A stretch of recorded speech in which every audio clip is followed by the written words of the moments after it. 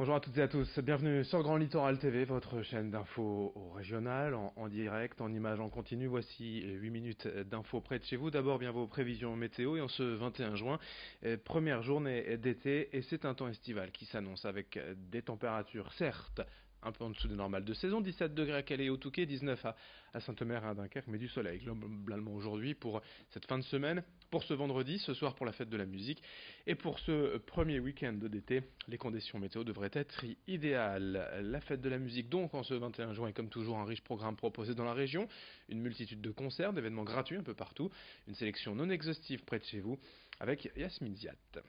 Tout d'abord à Dunkerque, la fête est au rendez-vous au square du Lion d'Or de 10h à 19h pour également y partager vos talents musicaux sur scène. La plage de Malo-les-Bains accueillera aussi de nombreuses scènes et animations le long de la digue des Alliés. De quoi festoyer les pieds dans le sable. Du côté de Grande-Sainte, le lieu musical sera enfin dévoilé. Ce sera le moment d'inaugurer un bâtiment empli d'histoire de la musique. Vers Guines, cette fois-ci, la minoterie Bouteuil proposera une scène ouverte dès 19h avec les jeunes talents de la région grâce au programme L'Entente territoriale. Un petit tour maintenant à Saint-Martin-Boulogne. Le parvis du centre culturel Georges Brassens sera animé par de nombreuses animations, comme des jeux musicaux, un concert aquatique ou encore des ateliers d'initiation aux instruments. Wimereux aura le Move grâce aux plusieurs groupes locaux, Atlas Karma, Fools Ferguson, Pastel Coast ou encore Blue Nuts et bien d'autres références vous attendent en ville de 18h à 23h. Pour Boulogne-sur-Mer, les concerts seront éparpillés dans la ville, notamment place d'Alton, rue Thiers, rue Victor Hugo, sur la place Gustave Charpentier ou même à la bibliothèque des Annonciades. Des concerts et animations en tout genre qui débuteront à 16h et prendront fin à minuit. Vers Calais, le concert Macerata Fête de la musique présentera deux groupes de la région de Macerata en Italie et un groupe national italien.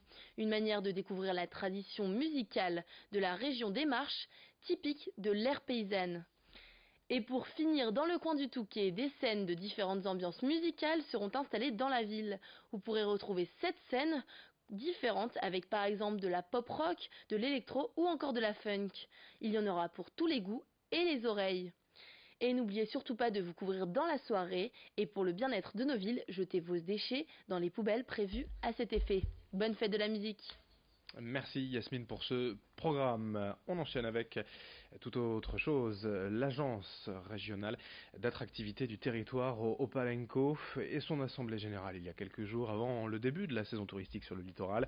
Cette agence regroupe plusieurs offices de tourisme du sud de la Côte d'Opale, créés il y a à peine 2 ans pour structurer le tourisme local. Opalenco est doté d'un budget de 2,4 millions d'euros et emploie 42 personnes en gérant des boutiques, les offices de tourisme, mais aussi certains sites indirectement comme la citadelle de Montreuil ou le phare du Touquet.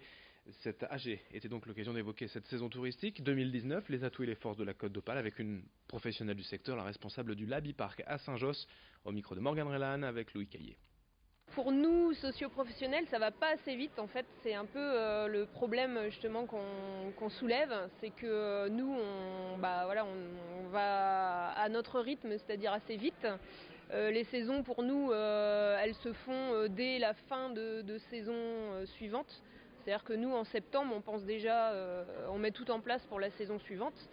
Et là, en l'occurrence, avec l'agence d'attractivité, bon, c'est vrai qu'elle est jeune encore, donc ça met du temps à se mettre en place. Et nous, on est un peu impatients justement que ça bouge plus. On essaye de les pousser beaucoup même. Donc voilà, après, quand on voit qu'il y a un peu de ralenti, on va dire, sur ces actions-là, on y va nous-mêmes, on va dire. Hein. On se projette nous-mêmes dans certains projets. Autre actualité, demain, le 22 juin, c'est la journée nationale de réflexion sur le don d'organes et de reconnaissance aux donneurs. Dans les hôpitaux, des rencontres et des informations sont donc programmées pour rappeler à tous le processus d'acceptation ou de refus du don d'organes. L'occasion aussi pour nous de rencontrer une personne greffée et témoigner du parcours vécu avant et après la greffe. L'important de ne pas oublier, c'est que vous pouvez bien évidemment refuser de donner vos organes, mais il faut le préciser par défaut. Chacun peut être un donneur, il faut en tout cas en parler à ses proches, à ses amis, à sa famille. Explication et témoignage de Jean-Luc Louis, qui a lui-même reçu un rein il y a 5 ans. Il témoigne au micro de Rémi Desremaux. Ça fait 30 ans que je m'occupe des dons d'organes. Au départ, je n'avais rien du tout. Jusqu'au jour où je suis devenu un peu malade. de un peu malade, je suis devenu gravement malade et j'étais insuffisant rénal. Et pour me sauver, il a fallu donc pouvoir greffer un rein. Et ce qui fait, parce qu'on greffe toujours un rein, on ne greffe pas les deux reins. Alors ce qui fait que grâce à la greffe, j'ai pu reprendre une vie tout à fait normale. Et pour moi, ça c'est important. C'est vrai que c'est une renaissance parce que d'une personne malade où sa vie est quand même quelque part en danger, ben, vous revenez normal, dites une personne normale, c'est une renaissance, c'est un nouveau baptême, un nouveau départ. Allons à Dunkerque à présent dans cette édition pour évoquer un événement qui a eu lieu il y a quelques jours à peine, hier encore au Cursal, le concours national en handi-danse, un concours initié en 1992 déjà qui consiste à permettre aux personnes souffrant de handicap de développer une pratique artistique, mais également de rompre l'isolement, de changer le regard sur le handicap. Plusieurs structures locales et régionales ont participé, 1000 danseurs étaient au rendez-vous.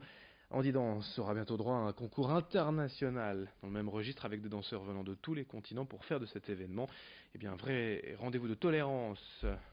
Cécile Avio, fondatrice de cette pratique handi-danse à Dunkerque durant les 3 derniers jours, au micro de Marine Kijek. Nous avons décidé de créer Handi Dance World tous ensemble de manière à développer cette pratique et ma méthode au sein de 51 États des États-Unis, en Afrique du Sud, en Asie, en Europe bien évidemment, grâce à des personnes qui ont un grand cœur et qui connaissent très bien déjà la pratique Handi Dance, comme Monsieur George Cancelmo qui est président directeur général, Madame Christiana Andrianopoulos qui est directrice de marketing, et M. Michel Nalessia, qui est directeur manager. Donc une équipe tous ensemble pour développer cette pratique dans tous les pays et puis récompenser celui qui aura le plus grand des prix et qui aura donc la récompense mondiale. En ce 21 juin, jour de la fête de la musique, ce soir à 20h30, concert exceptionnel sur Grand Littoral TV avec Bilal Hassani, Chimène Badi, Arcadian, Olivier Dion ou encore le collectif Métissé, c'est la Delta Party. Le vendredi 31 mai dernier, la radio Delta FM sur le littoral organisait sa grande soirée annuelle au Cursal de Dunkerque, la Delta Party, je vous l'ai dit, avec une superbe playlist. Le concert est à retrouver ce soir, 20h30 pour la fête de la musique sur Grand Littoral TV. Ne manquez pas ce beau rendez-vous musical, la Delta Party, 20h30. Merci d'avoir suivi ce journal. Dans un instant, d'autres infos sur Grand Littoral TV.